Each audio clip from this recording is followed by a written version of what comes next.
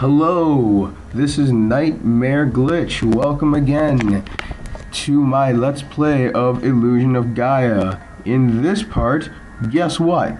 We fight the boss! Finally. So, what are we going to do? Am I going to make an idiot of myself again? Hopefully not. So, just thought I'd show you where you're supposed to go. It was the room with the 4 golden squares. If you remember, it took us to the first place where we first turned into Frieden. The first room where we turned into Frieden. Now, this room, my first time playing, took me a good 15 minutes to figure out the puzzle. Mind you, I was a kid at the time, but that's besides the point. This puzzle is very, very, very, very confusing if you don't know what to do. It's surprisingly simple. You stand on the square and use your Psycho Dash charge. After a set amount of time, you're going to see this happen to you. Yes, a door will open up randomly. It is a pain in the ass, and I apologize for this little tidbit here. For a second I thought I didn't get the second Inca statue and was going to freaking slap myself. But thankfully I remembered that I did indeed have the Inca statues, and thus I was able to continue. So let us drop the Inca statues and we'll hear the same creepy sound.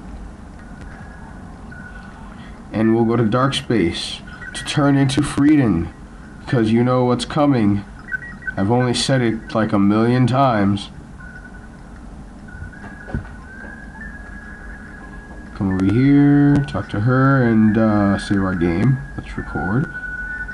Even though I use save states, I also try to save the game regularly, as save states are very famous for failing me.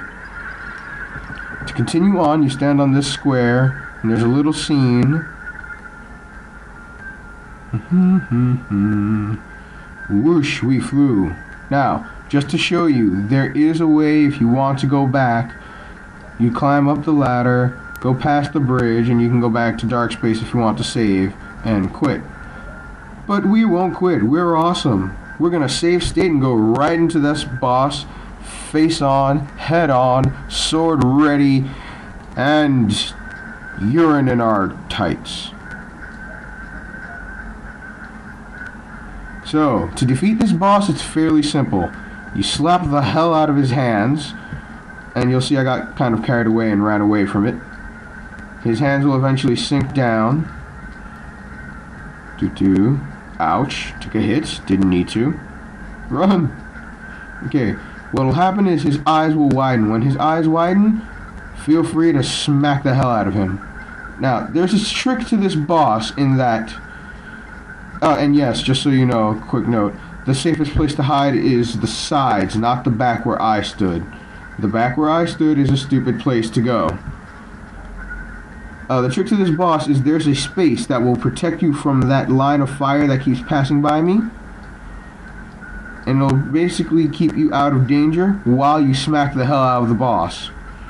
It's fairly easy fight if you know that little distance trick. As you saw, it went right by me without hitting me.